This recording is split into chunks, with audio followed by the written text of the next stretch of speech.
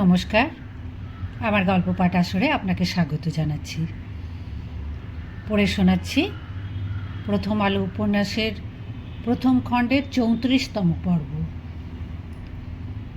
দত্ত পরিবারের জ্যেষ্ঠ পুত্র নরেন্দ্র। পিতৃবিয়োগের পর তার কাঁধেই সংসার চালাবার সব দায়িত্ব এসে পড়েছে। নরেন্দ্র লেখাপড়া শিখেছে। প্রাচ্য পাশ্চাত্যের অসীম জ্ঞান ভাণ্ডারের দ্বার তার কাছে উন্মুক্ত। সঙ্গীতের প্রতি তার তীব্র আকর্ষণ। সে জীবনের মর্ম সন্ধান করতে চায়। সাধারণ মানুষের মতন চাকরি বাকরি ও গৃহের গণ্ডির মধ্যে আবদ্ধ থেকে জীবন কাটিয়ে দেওয়ার মতন মানসিকতা তার তৈরিই হয়নি। সে বুদ্ধির জগতের পরিব্রাজক। বুদ্ধি থেকে জ্ঞান, তার থেকেও উপলব্ধিতে পৌঁছতে চায়। টাকা পয়সার মতন সামান্য বিষয় নিয়ে তাকে এখন সর্বক্ষণ ব্যাপৃত থাকতে হবে? এই সচ্ছল সমৃদ্ধ বিলাসী সংসারটি আসলে তাসের সংসার। বিশ্বনাথ দত্ত জীবিত অবস্থায় বুঝতেই দেননি যে এ সংসারের অবস্থা ভেতরে ভেতরে এতখানি অন্তঃশ্বাস শূন্য হয়ে গেছে। অথচ এতদিন পর্যন্ত বিলাসিতার কোনো ঘাটতি ছিল না। বিশ্বনাথ প্রায় বন্ধুবান্ধবদের ডেকে পান ভোজন করাতেন। স্ত্রী পুত্র সন্তানদের বসন ভূষণ ও শিক্ষার ব্যাপারে কার্পণ্য করেনি। অথচ সবই চলছিল ঋণের ওপর। তিনি উপার্জন করতেন যথেষ্ট, ব্যয় করতেন আরও বেশি। এক বন্ধু তার বিশ্বাসের সুযোগ নিয়ে তাকে প্রতারিত করেছে। অ্যাটর্নি ফার্মটি নিঃস্ব হয়ে গেছে। এত তাড়াতাড়ি যে চোখ বুঝতে হবে তা বিশ্বনাথ কল্পনাই করেননি। ভেবেছিলেন আবার পরিশ্রম করে সব সামলে নেবেন। সেই জন্যই স্ত্রী কিংবা জ্যেষ্ঠ পুত্রকে জানাননি কিছুই। কয়েক মাস আগেও অর্থ উপার্জনের ব্যাপারটিকে তেমন গুরুত্বই দিত না নরেন্দ্র। নিজস্ব চুরুট নস্যির জন্য সামান্য পয়সা ছাড়া তার প্রয়োজন ছিল খুবই কম। বেশভূষায় চাকচিক্যের দিকে তার কোনো দিনই আগ্রহ নেই। পায়ে হেঁটে ঘুরতেই সে অভ্যস্ত। সারাদিনে 10-12 মাইল সে অনায়াসে হাঁটতে পারে। পিতার কাছ থেকে সে যথেষ্ট হাত খরচ পেত। বিএ পাশ করার পর একটা কিছু করতে হবে ঠিকই, সেজন্য সে অ্যাটর্নি অফিসে শিক্ষানবিশি শুরু করেছিল বটে, কিন্তু তাতেও খুব একটা মন ছিল না। কিন্তু এখন যে মাথায় একবারে আকাশ ভেঙে পড়ার মতন অবস্থা। সঞ্চয় তো কিছুই নেই, বরং শুরু হয়ে গেছে পাওনাদারদের তাড়না। মা ও ছোট ছোট ভাই বোনদের গ্রাসাচ্ছাদনের ব্যবস্থা করাটাই সমূহ সমস্যা। বাবার এক কাকা মামলা করে আগেই বসতবাড়ি ছাড়া করেছেন। এখন থাকতে হয় ভাড়া বাড়িতে। সেই ভাড়ার টাকা আসবে কোথা থেকে? প্রতিদিনের বাজার খরচ জোগাবে কে? একটা চাকরি পাওয়া যে এত শক্ত তাও ধারণা ছিল না নরেন্দ্রর। ইংরেজ সরকার শিক্ষা বিস্তারের ব্যবস্থা করেছে। দিকে দিকে স্কুল কলেজ খোলা হচ্ছে, কিন্তু এই শিক্ষা ব্যবস্থা তো কেরানি উৎপাদনের জন্য। এর মধ্যেই প্রয়োজনের তুলনায় উৎপাদন বেশি হয়ে গেছে। এখন বিভিন্ন অফিসের দরজায় শিক্ষিত বেকাররা মাথা কোটে। নরেন্দ্রর পরিচিতের সংখ্যা কম নয়। অনেকেই তাকে ভালোবাসে, কিন্তু কেউ একটা চাকরির সন্ধান দিতে পারে না। ইংরেজি বই অনুবাদ শুরু করল নরেন্দ্র, কিন্তু তাতেই বা ক পয়সা পাওয়া যায়? অগতির গতি মাস্টারি। দক্ষিণেশ্বরে পরিচয় হয়েছে মহেন্দ্র গুপ্তের সঙ্গে। তিনি মেট্রোপলিটন ইনস্টিটিউশনের একটি শাখার প্রধান শিক্ষক। তিনি নরেন্দ্রকে বেশ পছন্দ করেন। নরেন্দ্রকে সেই স্কুলে ঢুকিয়ে দিলেন। কয়েকটা মাস কোনো ক্রমে চলল। বিদ্যাসাগর মশাইয়ের মেট্রোপলিটন ইনস্টিটিউশনের নতুন নতুন শাখা খোলা হচ্ছে শহরের বিভিন্ন অঞ্চলে। চাঁপাতলায় একটি নতুন শাখা খোলা হতে নরেন্দ্রকে সেখানকার হেডমাস্টার হিসেবে নিযুক্ত করা হলো। সদ্য বিএ পাস এই উৎসাহী তরুণটিকে পছন্দ করলেন বিদ্যাসাগর, কিন্তু নরেন্দ্র নিয়তি তাকে স্কুল শিক্ষক হিসেবে সারা জীবন কাটাবার জন্য মনোনীত করেনি। নতুন স্কুল, উৎসাহী হেডমাস্টারটি নানা রকম নিয়মকানুন চালু করতে লাগলো। শুধু পড়াশোনা নয়, ছেলেরা খেলাধুলা করবে, গান শিখবে, পৃথিবীটাকে জানবে। পরীক্ষায় পাশ করাটা বড় কথা নয়, সম্পূর্ণ মানুষ হয়ে ওঠাটাই আসল কথা। এই স্কুলের সেক্রেটারি আবার বিদ্যাসাগর মশাইয়ের জামাতা। সেক্রেটারির সঙ্গে প্রধান শিক্ষকের মতান্তর শুরু হয়ে গেল। সেক্রেটারি স্কুলের নীতি নির্ধারক, হেডমাস্টার তো তার অধীনস্থ একজন কর্মচারী মাত্র। মতান্তর থেকে ব্যক্তিত্বের সংঘাত। নরেন্দ্রকে বাধ্য করা যাচ্ছে না দেখে সেক্রেটারি নালিশ জানালেন বিদ্যাসাগর মশাইয়ের কাছে। বিদ্যাসাগর অসুস্থ, পেটের পীড়ার জন্য মন প্রসন্ন থাকে না। এখন আর নিজে তিনি স্কুল পরিদর্শনে যেতে পারেন না। নালিশ শুনে বিরক্ত হয়ে তিনি জিজ্ঞেস করলেন, অন্য কথা বাদ দাও, নরেন ছেলেটি পড়ায় কেমন?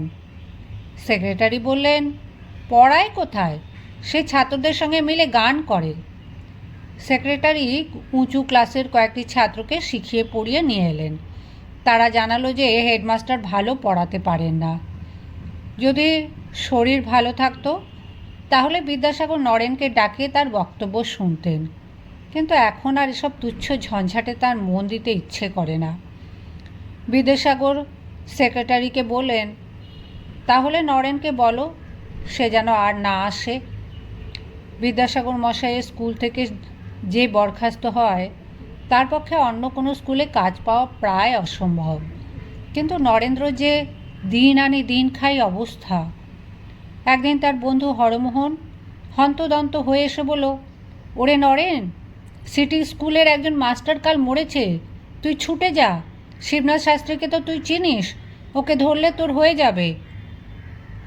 চাকরি বাকরির এমনই অবস্থা যে অনেক বেকার যুবক এখন শ্মশান ঘাটগুলিতে গিয়ে সারা দিন কাটায়। কোনো পুরুষ মরাদ এলেই তারা সাগ্রহে গিয়ে জিজ্ঞেস করে, কোন হাউসে কাজ করতেন, কেরানি না দারোগা?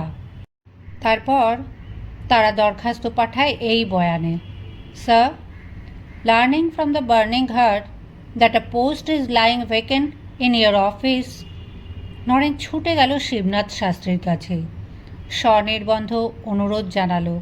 সিটি স্কুলের এই কাজটা তাকে পেতেই হবে। শিবনাথ নরেনকে চেনেন ঠিকই, সাধারণ ব্রাহ্ম সমাজের অনেক অনুষ্ঠানে গান গেয়েছে। শিবনাথ আশা করেছিলেন এই প্রাণবন্ত যুবকটি হবে সাধারণ ব্রাহ্ম সমাজের একজন উৎসাহী কর্মী, কিন্তু বেশ কিছুদিন ধরে নরেন তো সমাজের কোনো উৎসবে যোগ দেয় না। গানের দলে, প্রার্থনা সভায় কোথাও দেখা যায় না তাকে। শিবনাথ শুনেছেন নরেন এখন দক্ষিণেশ্বরে রামকৃষ্ণ ঠাকুরের কাছে প্রায়ই যাতায়াত করে।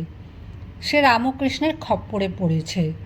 রামকৃষ্ণ ঠাকুর মানুষটি ভক্তিমান, বেশ আকর্ষণীয় ব্যক্তিত্ব, সরল সুন্দরভাবে কথা বলতে পারেন, এসবই ঠিক, কিন্তু তিনি তো একজন প্রতিমা পূজক, সাকারবাদী হিন্দু। রামকৃষ্ণ ঠাকুর ব্রাহ্ম সমাজের ছেলেদের ভাঙিয়ে নেবেন, এটা কি করে মেনে নেওয়া যায়? নরেনের মতন আরও কিছু কিছু যুবক সাধারণ ব্রাহ্ম সমাজ ছেড়ে রামকৃষ্ণ ঠাকুরের প্রতি আকৃষ্ট হচ্ছে। ব্রাহ্ম সমাজে কি বেকারের অভাব আছে? তাহলে ব্রাহ্মদের স্কুলের এই চাকরিটি একজন রামকৃষ্ণের চেলাকে দেওয়া হবে কেন? শিবনাথ তাই সুমিষ্টভাবে বললেন, নরেন, তোমার মতন গুণী ছেলে অন্য কোনো চাকরি পেলে না? মাস্টারিতে কি তোমার সংসারের অতগুলো মানুষের ভরণ পোষণ সম্ভব? চেষ্টা করো, নিশ্চয়ই ভালো কিছু কাজ পেয়ে যাবে। ভদ্রভাবে প্রত্যাখ্যান। কিন্তু কেউ তো জানে না যে নরেন্দ্রর অবস্থা এখন সমুদ্রে নিমজ্জমান মানুষের যে কোনো খড়কুটো আঁকড়ে ধরার মতন। প্রতিদিন সকালবেলা সে বেরোয়, তারপর সন্ধ্যের দিকে তার বাড়ি ফিরতেই ভয় করে। যদি দেখতে হয় যে ছোট ছোট ভাই বোনেরা না খেয়ে আছে, তার মধ্যে সে খালি হাতে দাঁড়াবে কী করে? সে নিজে প্রায় বাড়িতে খায় না, নেমন্তন্ন আছে বলে বেরিয়ে আসে, রাস্তায় জল খেয়ে পেট ভরায়। এর মধ্যে আবার বাড়ি ভাড়া বাকি পড়েছে।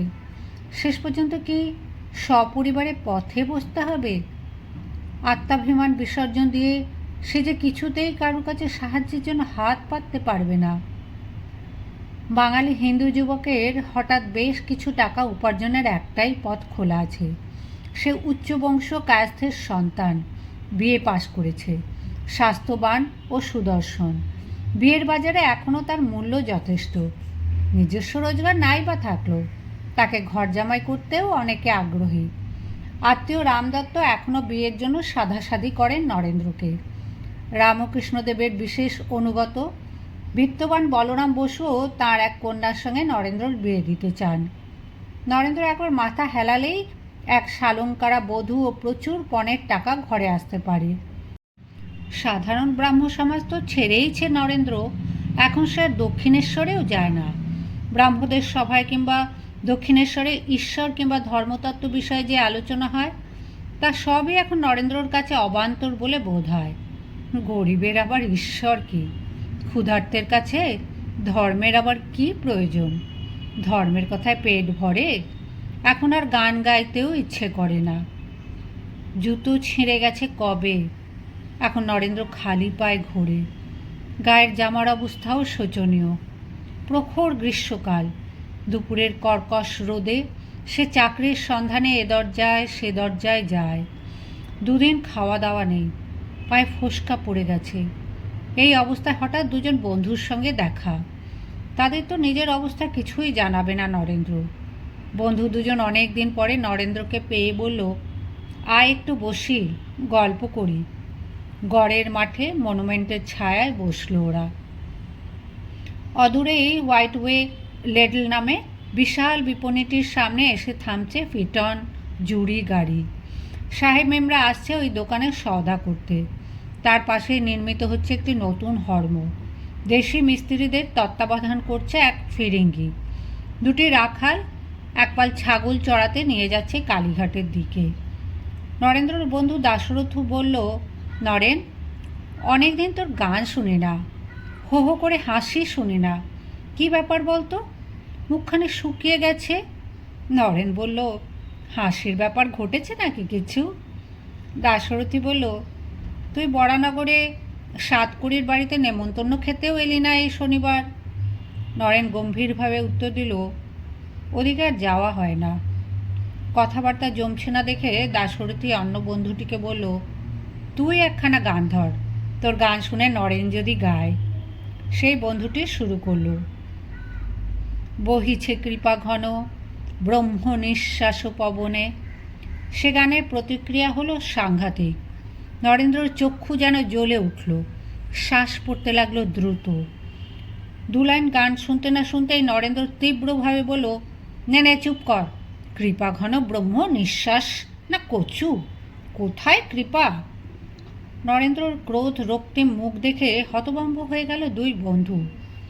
নরেন্দ্র কিছুটা নাস্তিকতা ঘেঁষা হলেও এই ধরনের গান সে ভালোবাসে, অনেক সময় নিজেও গায়।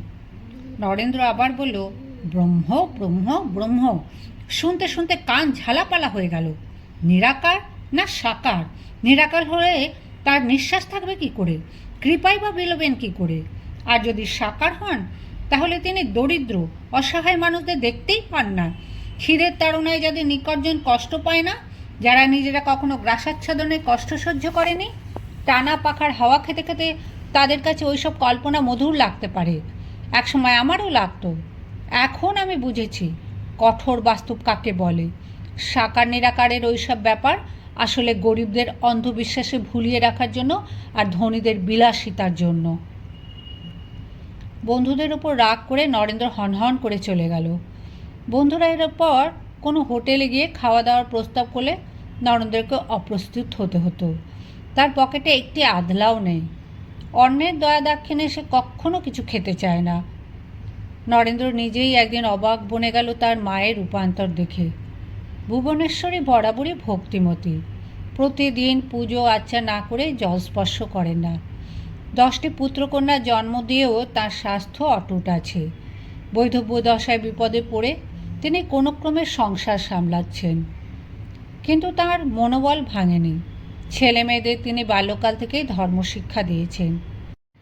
ঘুম থেকে ওঠার পর তারা ঠাকুরের নাম করে মাটিতে পা দেয়। নরেন্দ্র অভ্যেসবশে এখনও সেরকম করে যায়। একদিন সকালবেলা ঘুম থেকে উঠে হাই তুলতে তুলতে নরেন্দ্র বলল, দুর্গা দুর্গা, নারায়ণ নারায়ণ। পাশের ঘর থেকে ভুবনেশ্বরী ধমক দিয়ে বলে উঠলেন, চুপ কর ছোঁড়া, খালি ভগবান আর ভগবান, ভগবান তো আমাদের সব করলেন।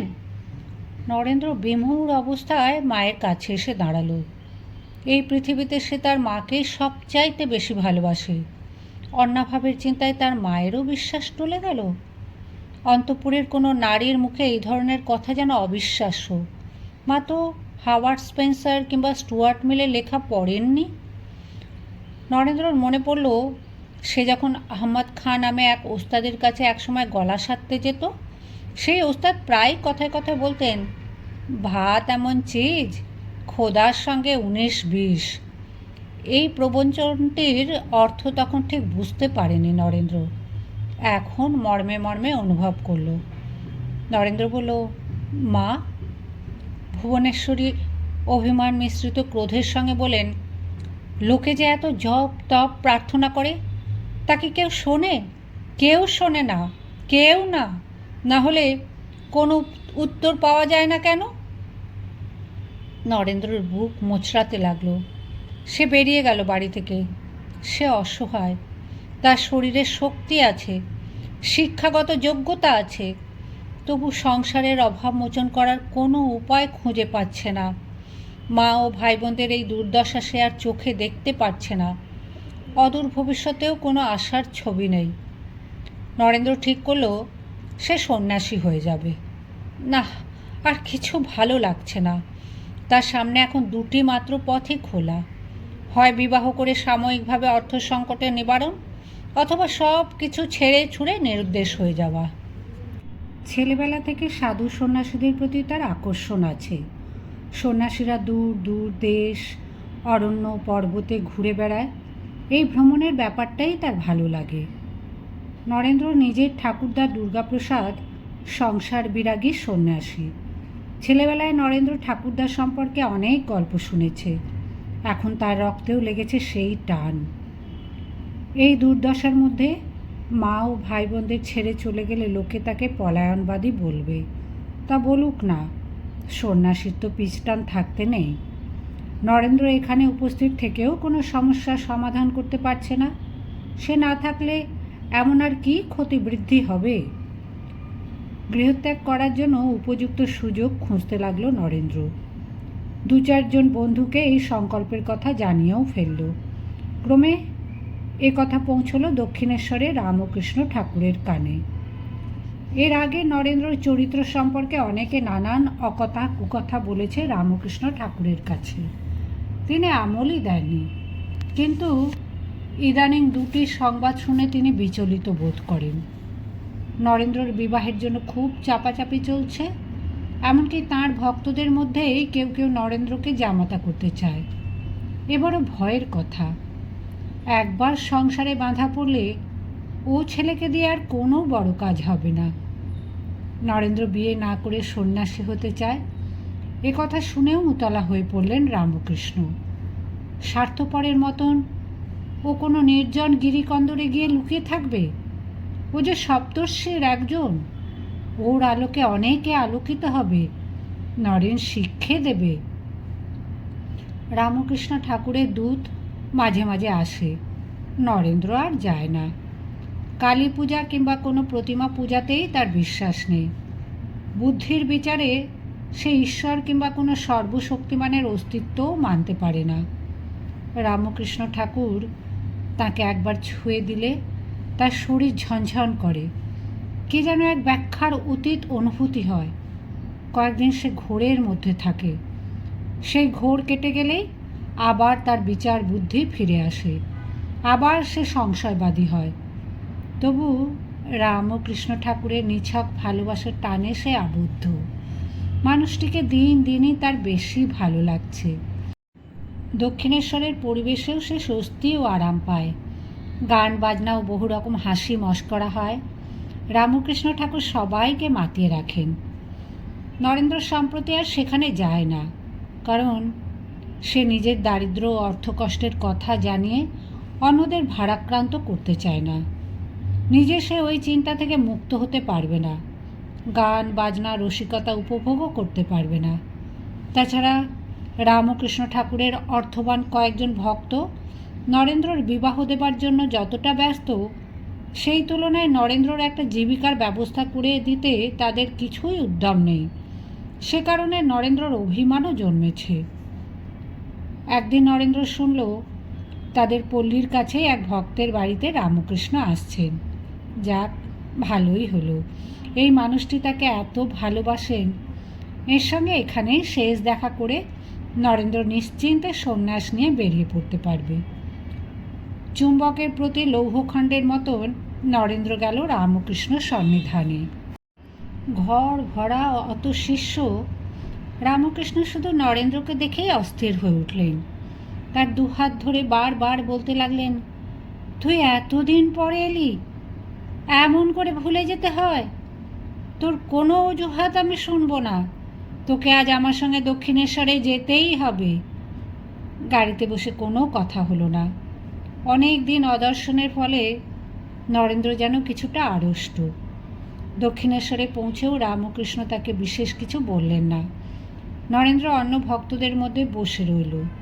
টুকিটাকি কথা হচ্ছে, এমন কিছুই না। নরেন্দ্র উসখুস করতে লাগলো, এবার তো বাড়ি ফিরে গেলেই হয়। হঠাৎ রামকৃষ্ণ উঠে দাঁড়ালেন। তার শরীর হয়ে গেল ত্রিভঙ্গ ঊর্ধ্বনেত্র, হাত দুটিতে নাচের মুদ্রা। তার ভাবাবেশ হয়েছে দেখে সসম্ভ্রমে চুপ করে গেল সবাই। নরেন্দ্র বসে রইল মাথা নিচু করে। তার এসব ভালো লাগছে না। স্খলিত চরণে রামকৃষ্ণ এসে দাঁড়ালেন তার সামনে। নরেন্দ্রর হাত দুটি ধরে দাঁড় করালেন। নরেন্দ্রর শরীর এখনও শক্ত। সে রামকৃষ্ণের দিকে সরাসরি তাকাচ্ছে না। রামকৃষ্ণ এবার গান গেয়ে উঠলেন। কথা কহিতে ডরাই, না কহিতেও ডরাই, আমার মনে সন্দেহ হয় বুঝি, তোমায় হারাই হারাই। আমরা জানি যে মন তোর, দিলাম তোকে সেই মন্তর, এখন মন তোর, আমরা যে মন্ত্রে বিপদেতে তরিতরাই। নরেন্দ্র দেখল গান গাইবার সময় রামকৃষ্ণের দু চোখ দিয়ে অঝরে জল ঝরছে। সে বিস্মিত হয়ে ভাবল, ইনি কাঁদছেন কিসের জন্য? তারপরেই নরেন্দ্র সমস্ত অন্তঃস্থল মথিত হতে লাগল। সে বুঝতে পারল ইনি কাঁদছেন তার কষ্ট অনুভব করে। ইনি সব জানেন। কি করে জানলেন? এ পর্যন্ত আর তো কেউ নরেন্দ্রের জন্য এমন সমব্যথা দেখায়নি। আর নরেন্দ্র নিজেকে সামলাতে পারল না। হু হু করে বেরিয়ে এলো তার অশ্রু।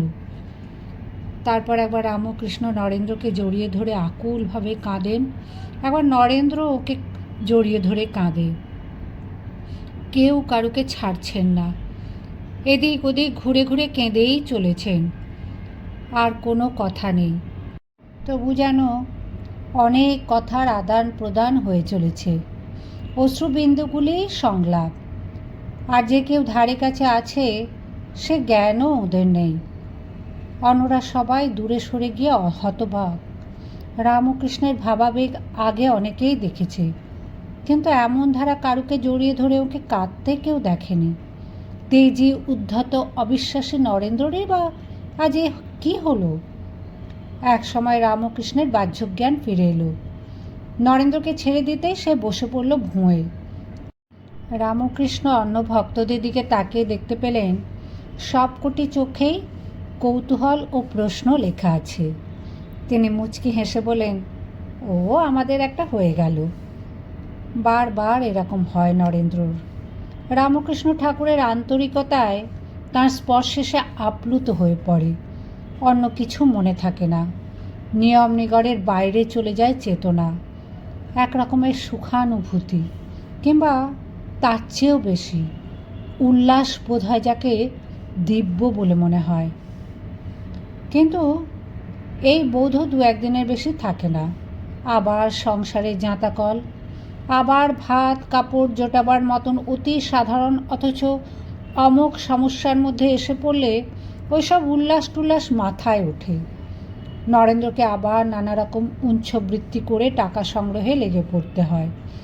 আবার দুপুর রৌদ্রে ঘোরাঘুরি, বিভিন্ন জায়গায় প্রত্যাখ্যান। গৃহত্যাগও আর হলো না। সেদিন রামকৃষ্ণ তাকে নিভৃতে ডেকে কাতর গলায় বলেছিলেন, আমি সব বুঝি, তুই বেশি দিন এ সংসারে থাকবি না, কিন্তু আমি যতদিন আছি তুই আমাকে ছেড়ে যাসনি, এখন সংকোচ কেটে গেছে। এখন নরেন্দ্র আবার দক্ষিণেশ্বরে যাওয়া আসা শুরু করেছে। প্রতিবারই অবশ্য রামকৃষ্ণ ঠাকুরের তেমন ভাবাবেগ হয় না।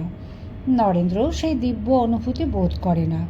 ঠাকুরের সঙ্গে তার তর্ক হয়, ঈশ্বরের মহিমার প্রকাশের ব্যাপারটা সে উড়িয়ে দেয়। রামকৃষ্ণ ঠাকুরের মুখের উপর নরেন্দ্রর মতন এমন চ্যাটাং চ্যাটাং কথা আর কেউ বলে না।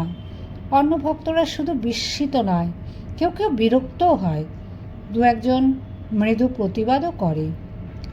রামকৃষ্ণ কখনো নরেন্দ্রর ওপর রাগ করেন না। অন্য ভক্তদের অসন্তোষ দেখলে তিনি এক এক সময় কৌতুকের সঙ্গে নিজের বুকের দিকে আঙুল দেখিয়ে বলেন, এর ভেতর যেটা রয়েছে সেটা মাদি, আর নরেনের ভেতর যেটা আছে সেটা মদ্য। ও হচ্ছে আমার শ্বশুর ঘর। একদিন দক্ষিণেশ্বরে এসে নরেন্দ্র ফস করে বলে বসল, মশাই, আপনি তো বলেন যে আপনি আপনার ওই মন্দিরের মায়ের সঙ্গে কথা বলেন, তিনি আপনার কথা শোনেন, তিনি প্রত্যক্ষ। তাহলে আপনি তাকে গিয়ে বলুন না তিনি যেন আমার মা ভাই বোনদের দুঃখ কষ্ট ঘুচিয়ে দেন। রামকৃষ্ণ হা হা করে হেসে উঠলেন। নরেন্দ্র বলল, না, উড়িয়ে দিলে চলবে না, আপনাকে বলতেই হবে। আপনি যে গান করেন, আমি জানি গো ও দিন দয়াময়ী তুমি দুর্গমেতে দুঃখ হরা, তাহলে তিনি আমার বাড়ির লোকদের দুঃখ হরণ করছেন না কেন? রামকৃষ্ণ বলেন, ওরে, আমি যে মায়ের কাছে কিছু চাইতে পারি না, আমার মুখে আসে না, তুই যা না কেন, তুই নিজে চেয়ে দেখ। নরেন্দ্র বলল, আমি কি করে চাইব? আমি তো আপনার মাকে জানি না, আমি তার সঙ্গে কি করে কথা বলবো? না না, আপনাকেই বলতে হবে।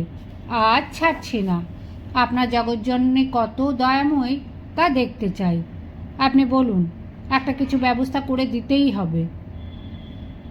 রামকৃষ্ণ বললেন, তুই যে মাকে মানিস না তাই তোর এত কষ্ট। ওরে, আমি মায়ের কাছে গিয়ে অনেকবার বলেছি, মা, নরেনের বড় বিপদ, ওর একটা কিছু ব্যবস্থা হয় না। তুই মাকে মানিস না, সেই জন্যই তো মা শোনেন না। আজ মঙ্গলবার, আজ তুই নিজে গিয়ে যা চাইবি মা তোকে সব দেবেন। গভীর রাত্রে রামকৃষ্ণ প্রায় এক প্রকার ঠেলেই নরেন্দ্রকে পাঠালেন মন্দিরের দিকে। দ্বিধা জড়িত পায়ে এগোতে লাগলো নরেন্দ্র। জ্ঞান মার্গী নবীন ভারত এগোতে লাগলো ভক্তিবাদের উদ্দেশ্যে। যুক্তি আত্মসমর্পণ করতে চলেছে বিশ্বাসের কাছে। অলৌকিক উপলব্ধির জন্য এক তীব্র আকুতি মস্তিষ্ক থেকে সরিয়ে দিচ্ছে বিচার বোধ। মন্দিরের গর্ভগৃহে একটিমাত্র প্রদীপে তেলের বাতি জ্বলছে, চতুর্দিকে ফুল বেলপাতা ছড়ানো। আবছায়ার মধ্যে অস্পষ্টভাবে দেখা যাচ্ছে কালী মূর্তি। দিগম্বরী এক রমণী, গলায় নেড়ে মুন্ডু, মালা, এক হাতে রক্তাক্ত খড়গ, লকলক করছে জিহ্বা। সোনার চক্ষু দুটি যেন নরেন্দ্র দিকে এক দৃষ্টে চেয়ে আছেন। নরেন্দ্র হাঁটু গেড়ে বসল। একবার সে মূর্তির মুখ দর্শন করছে, আবার চোখ ফেরাচ্ছে মাটিতে। এই মূর্তিকে ঈশ্বর কিংবা ঐশ্বরিক শক্তির প্রতীক হিসেবে সে মানবে কি করে? এ তো মাটি আর খড় দিয়ে গড়া এক পুতুল। এই মূর্তিকে জগন্মাতা হিসেবে বহু লোক কল্পনা করে, কল্পনায় কোনো বাধা নেই, কিন্তু এই মূর্তির পক্ষে কোনো প্রার্থনা শোনা কি সম্ভব? নরেন্দ্র তো জানেই যে এই কালী মূর্তি পৌরাণিক নয়, এমন কিছু প্রাচীনও নয়। রামায়ণ মহাভারতের যুগেও কালী মূর্তি ছিল না। হিন্দুরা মন্দির বানিয়ে মূর্তি পূজা শুরু করলে এই তো সেদিন আগমবাগীশ নামে এক পণ্ডিত কোনো আদিবাসী রমণীর শরীরের গড়ন দেখে এই মূর্তির রূপ দিয়েছিলেন। তন্ত্রবিশ্বাসী বাঙালিরা ছাড়া বাকি ভারতীয় হিন্দুরা এই নগ্নিকা মূর্তিকে এখনও দেবী হিসেবে গ্রহণ করেনি। কিন্তু মন্দিরের মধ্যে প্রদীপের মৃদু আলোয় নরেন্দ্রর একবার মনে হতে লাগলো যেন সেই কালী মূর্তি হাসছেন, যেন দুলে উঠছেন, যেন নরেন্দ্রর মতন এক দুরন্ত শিশুকে বশ করতে পেরে তিনি খুশি হয়েছেন। জানা তথ্যগুলি মিলিয়ে যেতে লাগলো নরেন্দ্রর মন থেকে। রামকৃষ্ণের স্পর্শে তার সর্বাঙ্গে তরঙ্গ বইছে, চোখে ঘোর লেগেছে। এই রহস্যময় আলো আঁধারের মধ্যে জীবন্ত হয়ে উঠেছে মাটির মূর্তি। নরেন্দ্র হাত জোর করে প্রণাম জানালো। এত চেষ্টা করেও তো সংসারের অভাব দুঃখ ঘোচানো গেল না, তাহলে এই মাতৃমূর্তির কাছে চেয়েই দেখা যাক। মামলায় জিতে যদি পৈতৃক বাড়িতে উদ্ধার করা যায় আর মা ভাই বোনেদের দুবেলা খাওয়া পড়ার ব্যবস্থা করা যায়, তাহলে নরেন্দ্র মুক্ত হয়ে যেতে পারে। নিছক সংসারী হয়ে সে কিছুতেই থাকতে পারবে না। ইনি সেই ব্যবস্থা করে দিতে পারবেন। রামকৃষ্ণ বলেছেন, আগে বিশ্বাসী হতে হবে, বিশ্বাস না করলে কিছু পাওয়া যাবে না। নরেন্দ্র অস্ফুট স্বরে ডাকল, মা। সেই ডাকে তিনটি ব্রাহ্ম সমাজের পরাজয় সূচিত হল। সেই ডাকে রামকৃষ্ণের জয়ধ্বনি শোনা গেল দিকে দিকে। নরেন্দ্র আবার ডাকল, মা। কিন্তু সে ঠিক কী চাইবে? ইনি বিশ্বমাতা, এর কাছে কি সামান্য চাকরি কিংবা চাল ডালের ব্যবস্থা চাওয়া যায়? রাজা দাক্ষিণ্য পেলে কেউ কি লাউ কুমড়ো ভিক্ষে করে? নরেন্দ্রর মুখে ওসব কথা এলোই না। সে ব্যাকুলভাবে বলতে লাগলো, মা, আমায় জ্ঞান দাও, ভক্তি দাও, বিবেক দাও, বৈরাগ্য দাও, আর কিছু চাই না। কালীমূর্তির মুখে সেই রকম স্থির হাসি আঁকা রইল, কোনো উত্তর এলো না। চাতালের এক কোণে দাঁড়িয়ে আছেন রামকৃষ্ণ। নরেন্দ্র বেরিয়ে আসতেই তিনি ব্যস্ত হয়ে জিজ্ঞেস করলেন, কিরে, অভাব টভাব দূর করার কথা ঠিকঠাক বলেছিস তো? নরেন্দ্র বিহ্বলভাবে বলল, না, পারিনি, ওসব কথা আমার মুখ দিয়ে বেরুলো না।